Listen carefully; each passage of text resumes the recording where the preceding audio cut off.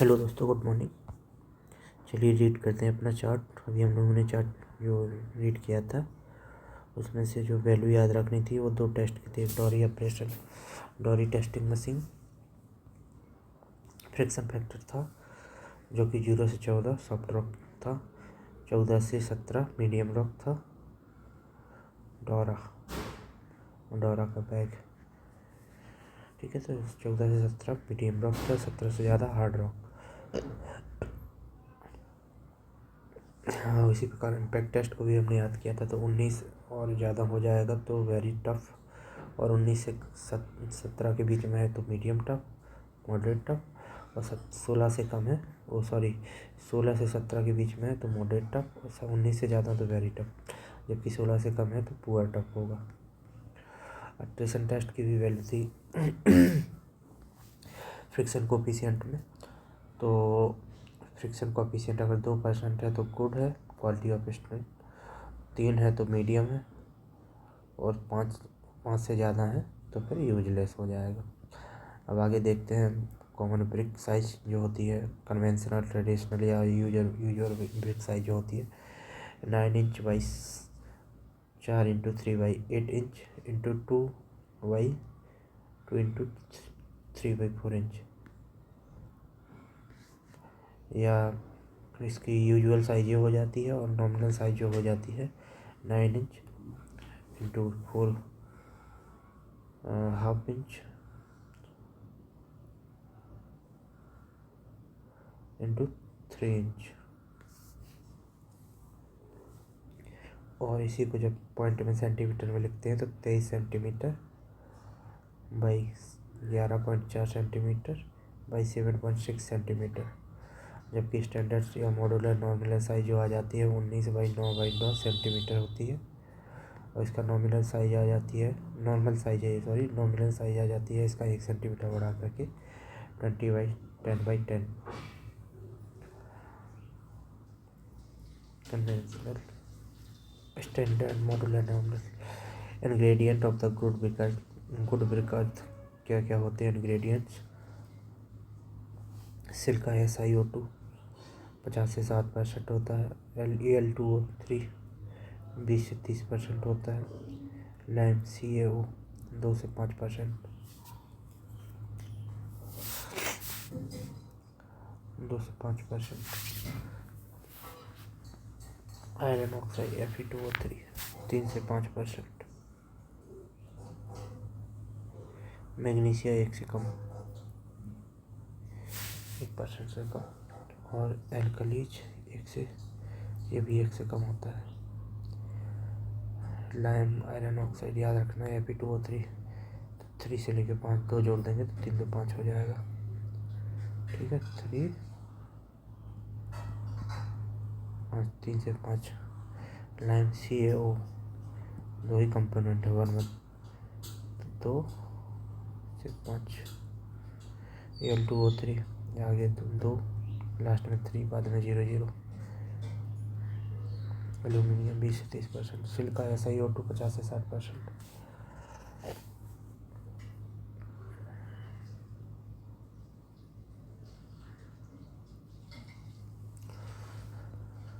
Function of the various brick क्या क्या रहता है? सिलिका इम्पार्ट स्ट्रेंथ, एक्सेसिव अगर मात्रा में हो जाएगी तो ब्रिटल कर देगी due to loss of the cohesion. Aluminium impart plasticity, excess मात्रा में हो जाएगी तो क्रैक्स डेवलप्ड हो जाएंगे। Lime use as the flux reduce melting point, flux के रूप में यूज किया जाता है, मेल्टिंग पॉइंट को कम करते हैं।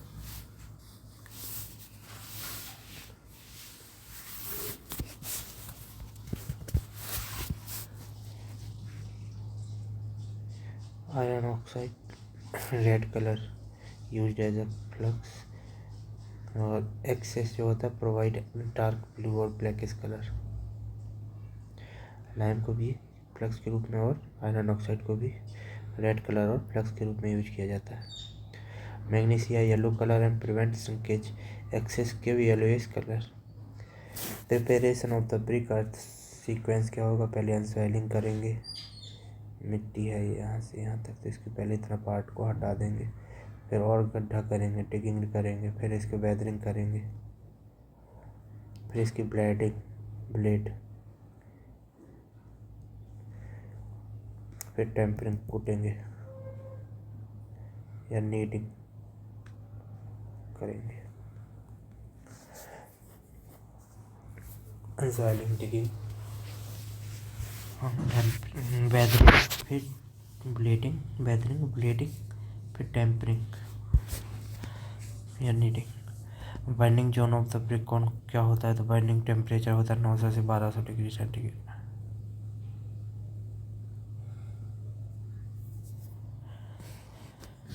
डिहाइड्रेशन जोन होता है 400 से 650 degree centigrade.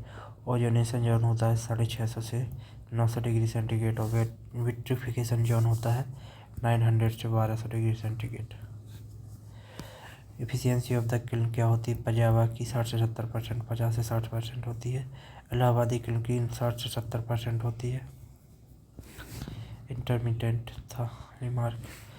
Bulls trench kiln की जो 70 से 80% होती है। सेमी कंटिन्यूस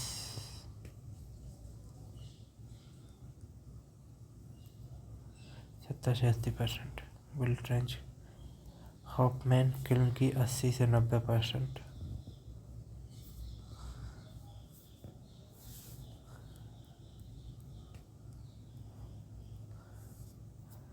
इलाहाबादी किल्न 60 से 70, बुल ट्रेंच किल्न 70 से 80%, सेमी कंटिन्यूस। हॉफमैन किल्स 80 से 90% continuous. Class of brick on the basics of the strength AA 140 से कम नहीं होना चाहिए। AA 140 kilogram per centimetre square से कम नहीं होना चाहिए। Grade A 105 kilogram per centimetre square से कम नहीं होना चाहिए। ग्रेड B 70 से कम नहीं। ग्रेड C 35 से कम नहीं। C का 70% होती है, उससे ज़्यादा में रहोगे तो A में आओगे, 70 से कम तो B में, 35 से ज़्यादा तो C में पास हो जाओगे, नहीं तो D में फेल हो जाओगे। और AA 140 kilogram per centimetre square. Types of refractory bricks वगैरह का टाइप्स होता है, तो एसिड ब्रिक में का कंपोजिशन होता है 95 से 97%। एसिड रिफ्रैक्टरी 9 से 2% रहता है। बेसिक रिफ्रैक्टरी के लिए मैग्नीशिया होगा।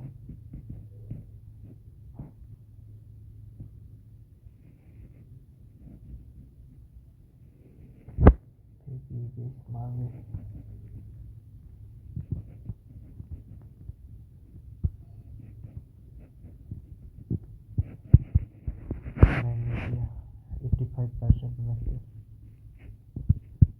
कैल्शियम ऑक्साइड 25% में से, और सिलिका 5.5% में से। सबसे कम सिलिका है यहाँ पे, सबसे ज़्यादा।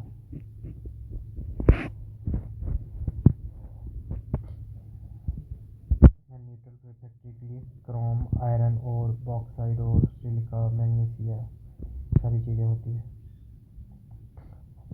फ्लोरेसेंस टेस्ट क्या होता है, तो एफ्लोरेसेंस अकॉर्डिंग टू उसमें जो वैल्यू होती है अकॉर्डिंग टू IS 3495 पार्ट 3 1992।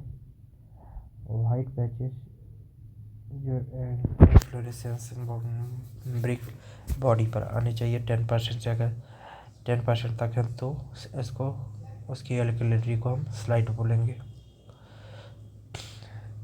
10 से 50 है तो मॉडरेट बोलेंगे, 50 से ज़्यादा है तो सीवियर बोलेंगे, प्रेजेंस इन लार्ज अमाउंट तो सीरियस बोलेंगे। ठीक है, अगला देखते हैं। Sample required for the various brick compressive strength test 3495 part 1। 6 कम से कम 6 होने चाहिए कंप्रेसिव स्ट्रेंथ टेस्ट के लिए ब्रिक्स में। Number of sample specimen man हो जाएगा 3, 6 × 6 = 18। आई थिंक ऐसे ही होना चाहिए, 18 होने चाहिए मैन स्पेसिमेन। सैंपल 6। पहले इसे याद करते हैं, बाद में इसको देखेंगे। वाटर एब्जॉर्प्शन 3,495 पार्ट सेकंड पहले कंप्रेसिव, फिर वाटर एब्जॉर्प्शन इसमें 5 होने चाहिए। फ्लोरेसेंस टेस्ट में कोई वो लिमिटेशन नहीं दिया गया है। वारपेज टेस्ट में 10 होने चाहिए। डायमेंशन टेस्ट में 20। वारपेज में 10। 3,495 पार्ट 4। डायमेंशन में 1,077 में 20 part 20। 1,077। Special form of the brick.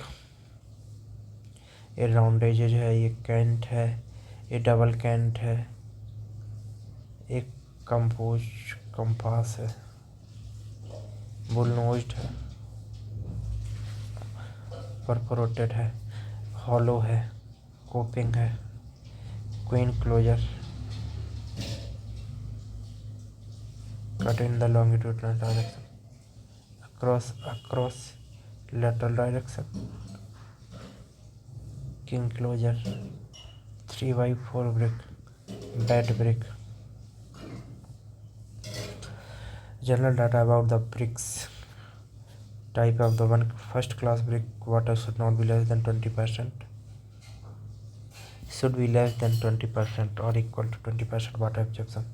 Or compressive strength should be 105 kg per centimeter square.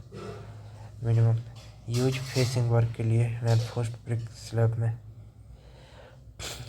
Class second होता है, 22 से कम नहीं होना चाहिए, वो 22 से कम होना चाहिए। Equal to up to 22% of the water objection, और जो स्ट्रेंथ होनी चाहिए 70%। हिडन स्ट्रक्चर के लिए क्लास सेकंड। थर्ड क्लास जो होती है 25% से ज़्यादा अगर वाटर ऑब्जेक्शन कर रही है तो, और 35 से ज़्यादा तो कम से कम उसमें स्ट्रेंथ होनी चाहिए टेम्पररी ब्रिक मशीनरी के लिए। फोर्थ क्लास 10 से 12% वाटर एब्जॉर्प्शन करता है। इसकी strength 350 kilogram per centimetre square तक होती है। झावा और ओवरबर्न ब्रिक बोला जाता है। Brick ballast lime concrete foundation road metal के लिए यूज किया जाता है इसको। Perforated brick 4x2 perforated brick है। वाटर ऑब्जेक्शन होता है अप टू 15% और स्ट्रेंथ होती है 70 kilogram per centimetre square. Second class brick के बराबर होती है परफोरेटेड। एरिया भले ही कम हो जाता है लेकिन क्वालिटी कंट्रोल कर देते हैं, इसलिए सेकंड क्लास ब्रिक के बराबर हो जाती है। इसका यूज पार्टीशन वॉल के रूप में किया जाता है। Hollow brick 3,992।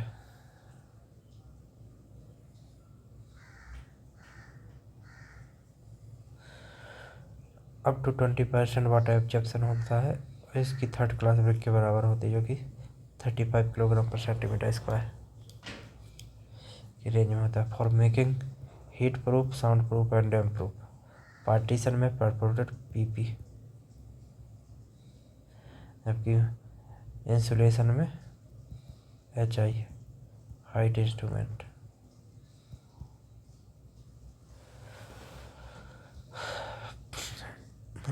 For making heat proof, sound proof, damp proof wall. Paving brick should be less than 5%। 3,583। 3,992 था 3,583।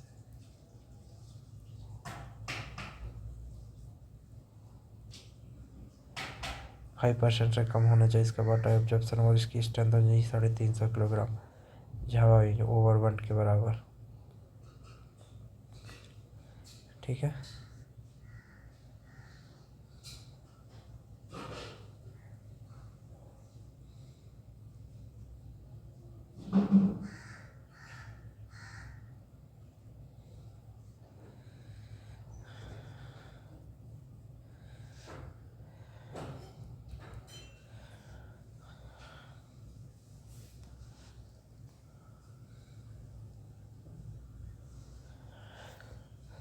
पेमेंट हो गए 350 रोड पेमेंट के लिए यूज किया जाता है।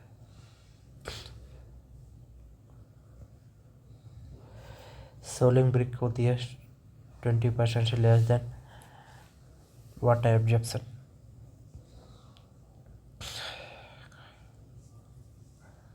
पेविंग में सबसे कम होना चाहिए 5% से कम।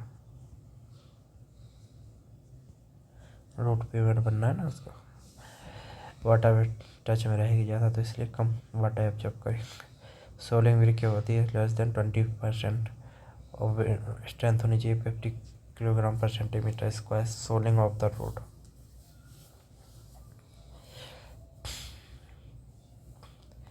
रिफ्रैक्टरी ब्रिक क्या होती है वो 40 से 10% तक उसका वाटर एब्जॉर्प्शन होना चाहिए 6902।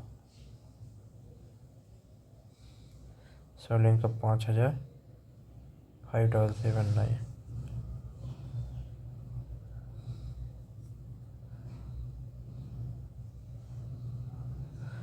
$350 किलोग्राम इस पर भी होना चाहिए। क्लीनिंग फाइनेंस बॉयलर कमर्शन वेट फोर्थ के बराबर पानी खुद का 10% तक। इंजीनियरिंग भी 4 से 5% तक वाटर एब्जॉर्प्शन होना चाहिए और स्ट्रेंथ 125 से ज़्यादा होना चाहिए। डीपीसी के लिए क्लास ए के लिए 125 से ज़्यादा।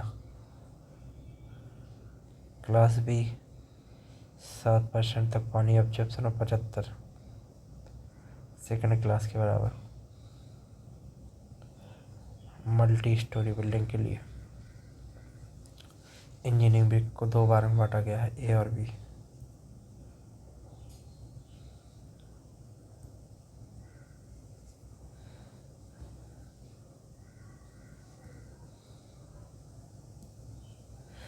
Lime obtained after the calcination pure lime से प्योर लाइम बनता है। कैल्सिनेशन करने के बाद प्योर लाइम स्टोन से प्योर लाइम मिलता है। डोलोमाइट से मैग्नीशियम मिलता है। डोलोमाइट कैल्शियम मैग्नीशियम डोलो। कंकर से हाइड्रोलिक लाइम मिलता है। चौक से प्योर लाइम मिलता है। जिप्सम से प्योर लाइम मिलता है। कैल्सिन्ड लाइम स्टोन से क्विक लाइम मिलता है।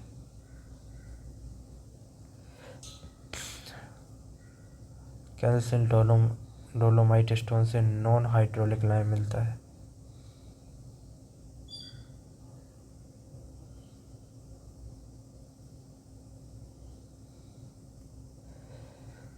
कैल्सिनाइट डोलोमाइट स्टोन से non hydraulic lime. The consumption of the bogie compound in different type of the cement chemical bogie composition bogie composition कितने % होता है, फंक्शन क्या होता है। कैल्शियम लाइम स्टोन से क्विक लाइम, जिप्सम से प्योर लाइम, चौक से प्योर लाइम, कंकर से हाइड्रोलिक, डोलोमाइट से मैग्नीशिया।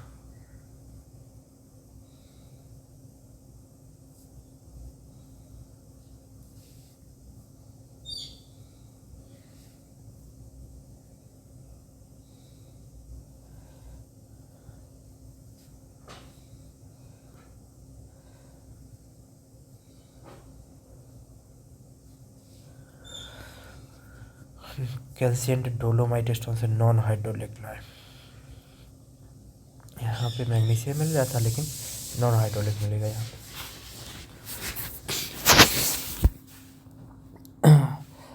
केमिकल एबोगी compound C3A different type of cement में इसको एलाइड बोलते हैं। C2H को बेलाइट, C3A को सेलाइट और C4A को फेलाइट बोला जाता है। एवरेज कंपोजिशन होता है इसका 20 से 50%, एवरेज होता है 42%। बेलाइट का 32%, सेलाइट का 10.5% और फेलाइट का हो जाएगा 9%। 42, 32, 10, 9। 7 डेज पर हार्डनेस देता है एंड स्ट्रेंथ देता है। ये अल्टीमेट देता है।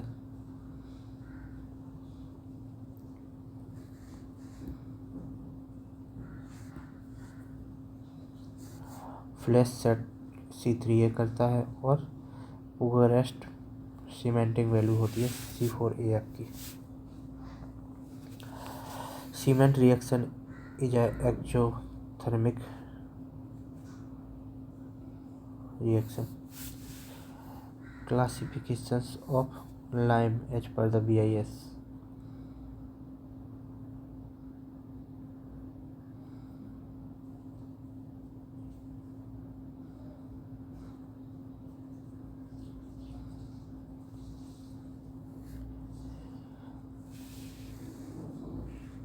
Item descriptions.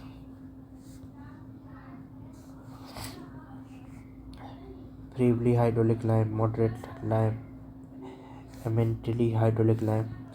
परसेंटेज जो होनी चाहिए हाइड्रोलिक लाइम में इम्प्योरिटीज की 5 से 10 होती है। मॉडरेट हाइड्रोलिक लाइम 10 से 20% और एमिनेंटली हाइड्रोलिक लाइम 21 से 30% होती है। Slaking reaction few minutes. Hydraulic purely फ्रेबली फ्यू मिनट्स होती है, और जबकि मॉडरेट की 1 से 2 घंटा चलती है और एक दिन या 2 दिन, एक दिन और ज़्यादा टाइम तक जो चलती है वो एमिली हाइड्रोलिक लाइम की होती है। सेटिंग एक्शन 3 वीक और मोर टाइम लेती है, जबकि मॉडरेट 1 वीक और कम और थोड़ा एक्स्ट्रा, जबकि एक दिन में एमिली हाइड्रोलिक लाइम ये थोड़ा और टाइम लेकर के सेट हो जाता है। हाइड्रोलिसिटी फैबली होती है, मॉडरेट होती है, एमिनेंटली होती है। यूज कहाँ पे होगा? Use in the ordinary masonry work, for superior type of masonry work, use in damp place, eminently. Classification of the lime as per the 712 lime का किस में आता है? 721 712 में। Class A, B, C, D और ई 5 टाइप का lime है। Class A में आता है eminently hydraulic lime. Use in the hydraulic structures, compressive strength होती है 28 डी पर 28 kilogram per centimetre square. Initial setting time 2 hour होता है, और जबकि फाइनल सेटिंग टाइम 48 आवर होता है। क्लास बी में आता है सेमी हाइड्रोलिक लाइम, इन मैसनरी वर्क में यूज किया जाता है, लाइम कंक्रीट में यूज किया जाता है। कंप्रेसिव स्ट्रेंथ 28 डी पर होती है 17.5 kilogram per centimetre square. Class C की फेट लाइम होता है, इन प्लास्टर में यूज किया जाता है। क्लास डी मैग्नीशियम लाइम होता है, in white washing and finishing में यूज किया जाता है, प्लास्टिक में। क्लास सी होता है कंकर lime, in masonry motor and lime concrete में यूज किया जाता है। तो ये आज का 2 कॉलम हमने पढ़ लिया, बाकी 2, 4, 6, 8, 1, 2, 3, 4 दिन में ये ख़त्म हो जाएगा। ठीक है, धीरे धीरे ऐसे ही कवर करते रहेंगे आधे आधे घंटे में। Okay, bye.